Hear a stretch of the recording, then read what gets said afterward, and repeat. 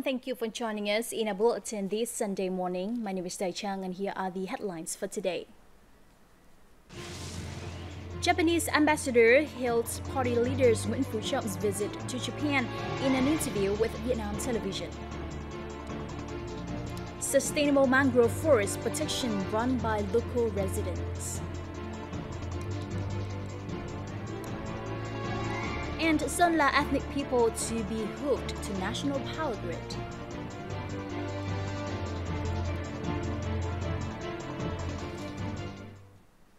The top news for this bulletin: a delegation led by Politburo member, head of the party's Central Committee's Commission for Communication and Education, Đinh Thế Huynh, paid a working visit to Russia from September 10th to the 12th.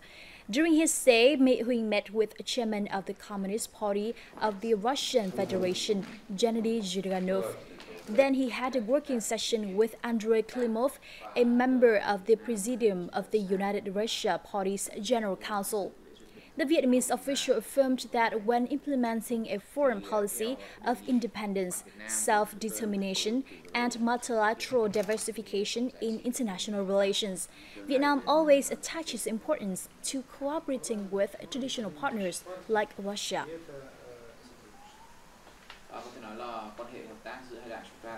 Party General Secretary Nguyễn Phú Trọng will pay an official visit to Japan from September 15th to the 18th at the invitation of Japanese Prime Minister Shinzo Abe.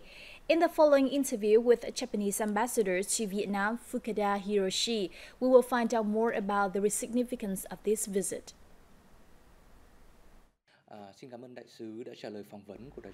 Thank you for joining our interview. First of all, what can you say about the significance of the Party General Secretary's upcoming visit to Japan? Party General Nguyễn Phú Trọng visit will come as a highlight of a series of high-level exchanges. I hope that the party chief and Prime Minister Shinzo Abe will hold frank discussions on developing bilateral ties. This year, Vietnam celebrates its 70th National Day, and the 12th National Congress of the Communist Party of Vietnam will be held in 2016, which lay out the development path for Vietnam in the next 5 years. In light of this, it is important that the leaders of both countries review bilateral ties and decide on a way forward. The leaders will discuss cooperation in politics, security, economics, and in regional and international forums. I hope that they will achieve concrete results that benefit the future of bilateral ties. What do you think about the prospects of Vietnam-Japan relations?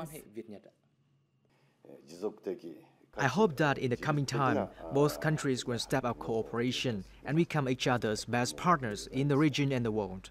In terms of politics, I hope that our two countries will make a positive impact on regional and global discussions related to maritime security, freedom and safety of navigation, among others. In terms of economic cooperation, Japan has provided ODA to Vietnam to develop infrastructure and human resources. Japanese investors are also actively contributing to Vietnam's economic development. As Vietnam integrates more into the regional and global economy, I hope that it will take measures to improve its urban areas, reform state-owned enterprises, develop supporting industries, agriculture and IT, and strive towards a sustainable economy. Once again, thank you for the interview. In other news, a 3-day Korean food fair kicked off in Hanoi on Friday. The event is being held by the Republic of Korea Ministries of Agriculture, Food and Rural Affairs. Some 20 Korean agri-businesses have introduced traditional food to Vietnamese customers and enterprises. Details to follow.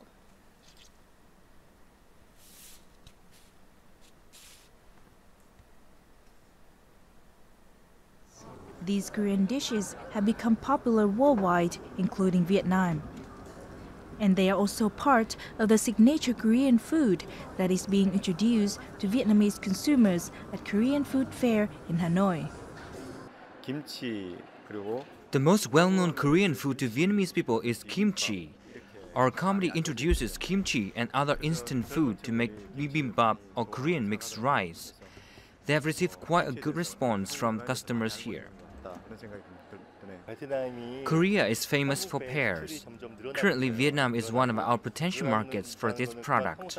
We hope that in 1 or 2 years, Korean pears will receive more attention from Vietnamese consumers. The fair is also a chance for these Vietnamese firms to meet with Vietnamese importers in the food sector. Here, they can have direct negotiations, triggering partnership opportunities in the near future. Here we can find new products from new suppliers. Our firm also imports Korean products, which Vietnamese consumers have begun to prefer. Vietnam is the fourth largest exporter of Korean food and agro-produce. This is a country with a large population, half of which is under 30. We hope that the love for Korean culture will help us expand food exports here. From $400 million in 1992, Koreans' export turnover to Vietnam has increased 61 times, reaching $33 billion in 2014. And the Vietnam-Korea Free Trade Agreement signed in May will further boost trade activities in the food sector. Côn Đảo National Park has just collaborated with Khánh Hòa Swallow's Nest Corporation to conduct the second swallow's nest extraction operation in 2015. Not only is swallow nest extraction is a sustainable source of income, it is also a way of protecting the environment. By cleaning up used nests, swallow birds have free space to build more. This is also part of the swallow birds' conservation efforts in Côn Đảo. A swallow's nest center has been established to better manage, protect, and develop the habitat for swallow birds in the region. Khánh Hòa Swallow's Nest Corporation has also been collecting swallow eggs for extensive care and hatching. Baby birds are then released back into their natural habitat. This is an effective way to preserve the species in Vietnam.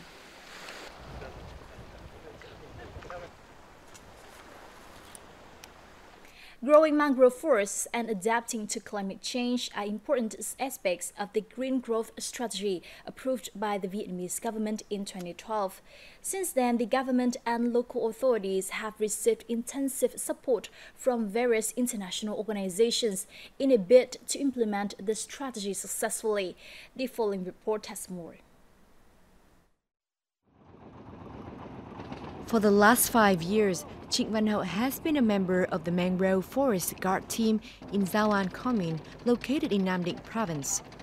As a resident of this coastal region, Hậu clearly understands the importance of mangrove forest in protecting livelihoods and mitigating natural disasters.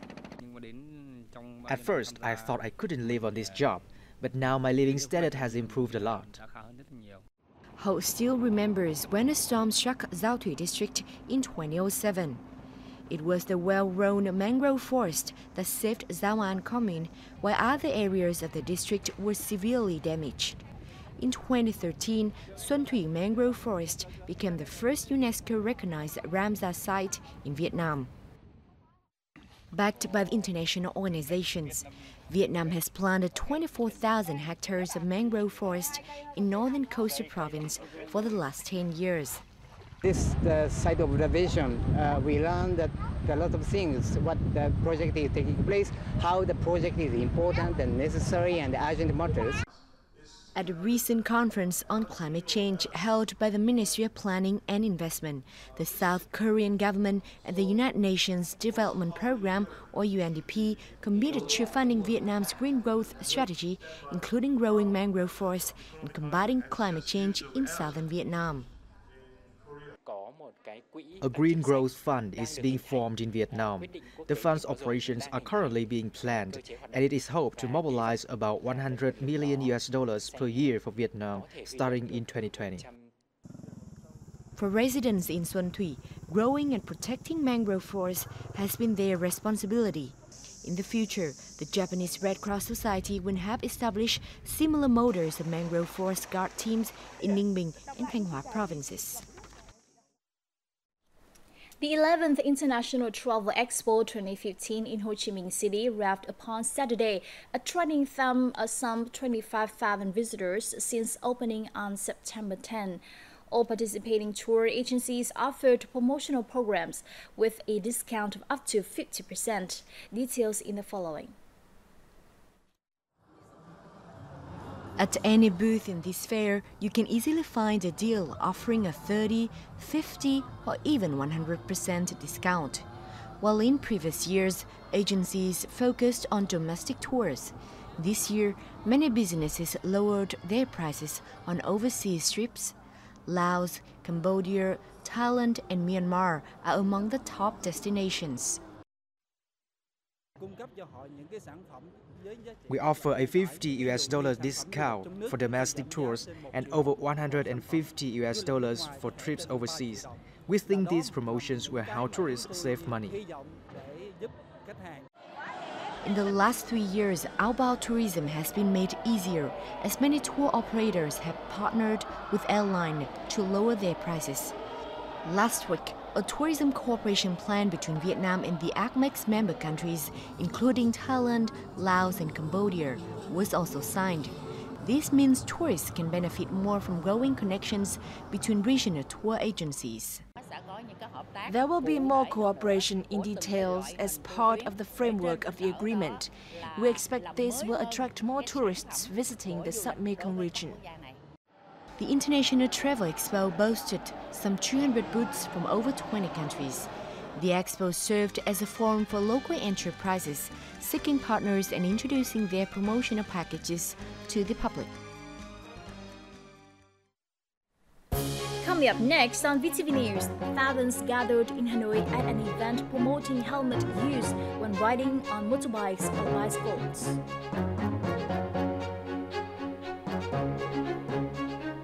And Sunla ethnic people to be hooked to national power grid. Stay tuned for more updates.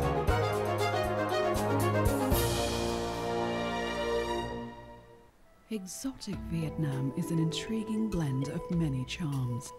This land is where all manner of stunning landscapes await like a visual feast, rivaled only by the beauty of its people and their abundantly rich tradition and culture.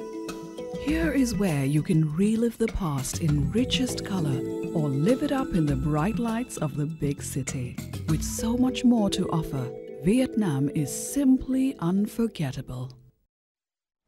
Welcome back to VTV News. The thousands gathered in Hanoi on September 12th at an event promoting helmet use when driving or riding on motorbikes or bicycles.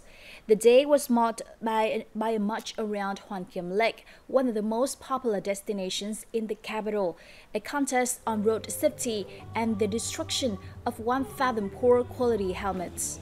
Meanwhile, locals can exchange their substandard helmets for qualified ones across 20 major streets as part of the campaign that runs from August the 24th to September 25th. According to the organizers, promoting safe helmet use could reduce head injuries and deaths from accidents and is therefore a highlight of anti-traffic accident programs.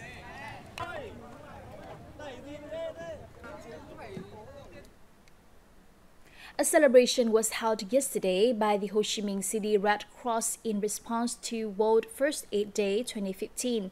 The World First Aid Day is a global observance held on the second Saturday in September. The event aims to raise public awareness about the importance of first aid in case of emergencies. Within the event, participants will go through a series of activities, including search and rescue exercises in mock cases of traffic accidents or fire. About 550 volunteers from different Red Cross organizations in the area attended the event.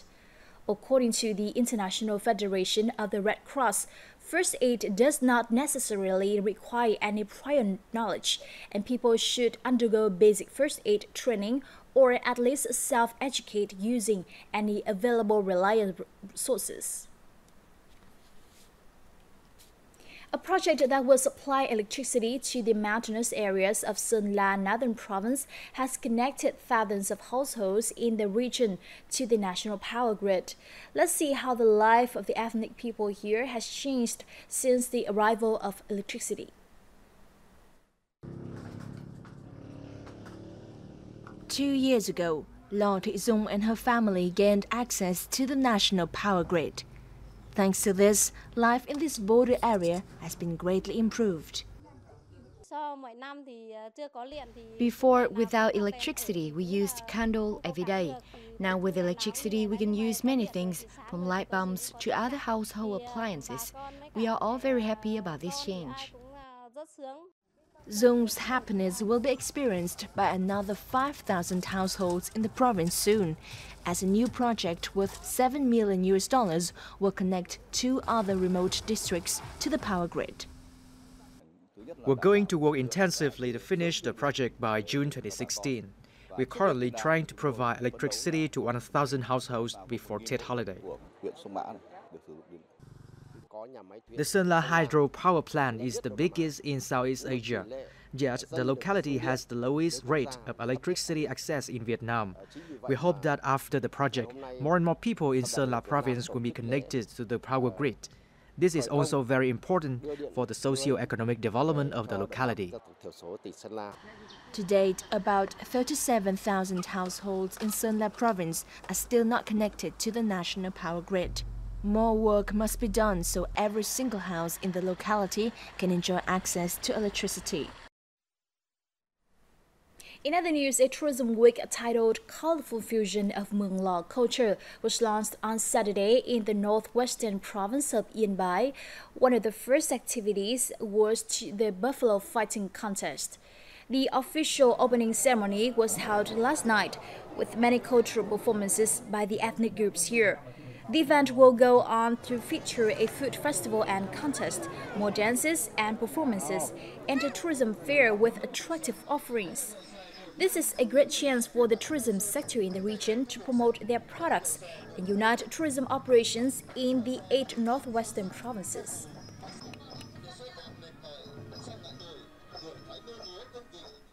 An exhibition displaying artifacts from a shipwreck in the Cham Islands was launched on Saturday in the Cham Islands World Biosphere Reserve in Quang Nam Central Province. The exhibition features some 1,200 ceramic items from recent shipwreck excavations. The Cham Islands shipwreck includes over 500 artifacts which date back to the 13th century. The trading vessel contained highly prized artifacts thought to be sunk when sailing from the Gulf of Tonkin to the Silk Road. The exhibition also showcases ancient maps proving Vietnam's sovereignty over the Spratly and Paracel archipelagos. 69 years ago, on September 12, 1946, while visiting France as a very important guest of the government, President Ho Chi Minh wrote a special letter to overseas Vietnamese in the country. Uncle Ho's advice in the letter urged overseas Vietnamese in France to always look forward toward the homeland and make a relentless contributions. On May 31, 1946, Ho Chi Minh visited France as the president of the newly formed Democratic Republic of Vietnam. President Ho aimed to use negotiations to build trust between the two countries and enlist the support of the French people. Overseas Vietnamese in France were very eager to be able to meet the great president. Uncle Ho and his delegation received warm welcomes. Before leaving Paris, President Ho wrote a special letter expressing his deep gratitude towards overseas Vietnamese in France for their financial and medical support during the country's battles. The letter wrote, I myself and the envoy are about to go back to our country. We would like to say goodbye, and I have some suggestions for overseas Vietnamese. 1. Maintain solidarity. 2. Continue to communicate and contribute in various ways for the homeland. 3. Carry out the new motto for life: diligent, provident, guiltless, and straight. 4. Each individual should pursue a skillful job to be able to later contribute to the development of our young Vietnam. The first people that follow Uncle Ho's advice to pursue skillful jobs are those laborers who were transported from Vietnam to work at bomb and weapon-making factories in France. Since I was young, my father has always taught me to learn a job and become a skillful worker. I totally agree with Uncle Ho's advice to pursue a skill, as I think this is the future. I followed his teachings and learned to become a grinder. Laborers like Guy then became the main force of the patriotic movement of overseas Vietnamese in France. For the intellectual group, Uncle Ho's advice in 1946 became a guideline for their lives. Mỗi người là một người đại sứ của Việt Nam. Uncle Ho emphasized that each individual was an ambassador of the country, not only speaking for the country's position during the battle, but also representing the country through their lifestyles. The Overseas Vietnamese Association in France was previously formed in January of 1919 as a group of An Nam nationalists founded by Nguyễn Ái Quốc and some overseas Vietnamese in France. For almost a century, remembering the advice in Uncle Ho's letter, the Vietnamese community in France has always looked towards the homeland, supporting in various ways and maintaining the patriotic spirit. The motto, "Ideal for Vietnam," was inspired by Uncle Ho and passed on to future generations. And now it's the time to look back on the headlines of this week's news.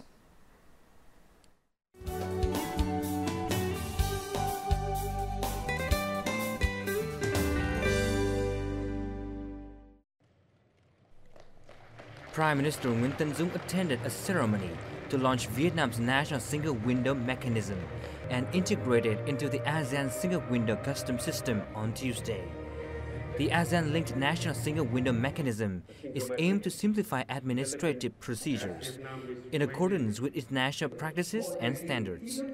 It is further expected to boost trade, tourism, and investment, while affirming Vietnam's resolution in realizing the ASEAN Economic Community by the end of this year.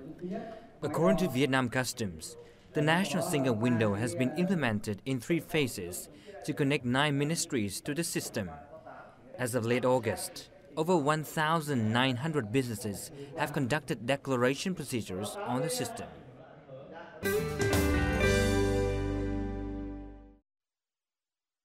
Continuing his visit to the United States this week, National Assembly Chairman Nguyễn Sinh Hùng met with U.S. Secretary of State John Kerry on September the 8th, where both sides praised the bilateral trade, cultural exchanges, and educational cooperation between the two countries. At his talks with Trade Representative Michael Froman on the same day, Chairman Nguyễn Sinh Hùng proposed that the U.S., Vietnam, and other partners wrap up negotiations on the Trans-Pacific Partnership. He said that economic integration is a key agenda in Vietnam's development and has the full support of the Vietnamese legislature.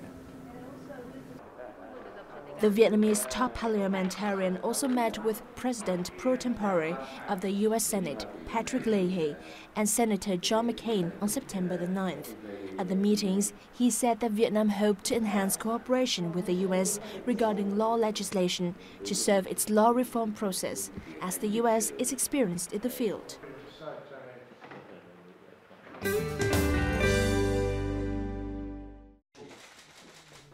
As part of his official visit to Europe from September the 8th to the 18th, Deputy Prime Minister Vũ Văn Ninh met with the UK Prime Minister's trade envoy, Lord Putnam, in London on Wednesday.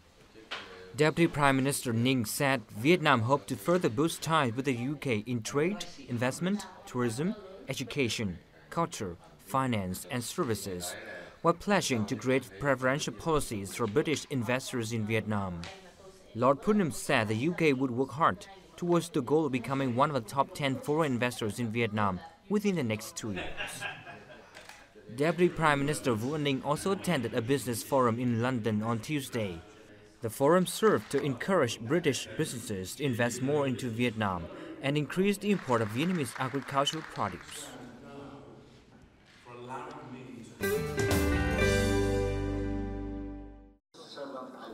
The 36th ASEAN Interparliamentary Assembly, or IPA 36, was held in Kuala Lumpur, Malaysia from September the 8th to the 11th. The Vietnamese delegation was led by National Assembly Vice Chairman Huỳnh Ngọc Sơn. At the closing ceremony on Friday, a joint statement was passed proving the determination of ASEAN in establishing the ASEAN community by the end of this year. The joint statement also showed a consensus on strengthening the political community, improving governance efficiency, preventing money laundering, and strengthening unity against terrorism.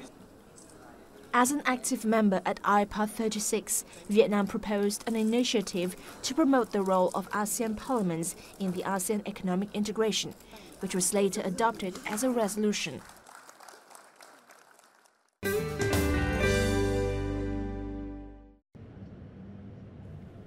On September the 7th, Vietnam Television, or VTV, celebrated the 45th anniversary of its first broadcast. On this occasion, Prime Minister Nguyễn Tấn Dũng and many other top officials visited the VTV headquarters in Hanoi. For the past 45 years, especially during the last 5 years, the national public broadcaster has received several breakthroughs. VTV has invested more than $467 million to develop new infrastructure and adopt new technologies. It is hoped that by 2020, VTV will match its neighboring broadcaster in the Asia-Pacific region in terms of technology and professionalism. Also, to celebrate the anniversary, the VTV Awards 2015 Gala took place last Sunday in Hanoi. The awards honored outstanding TV productions, journalists, and artists in 14 categories. And that pieces of news has just wrapped up this edition of VTV News. And just before we conclude our bulletin, let's take a look at our updated weather forecast.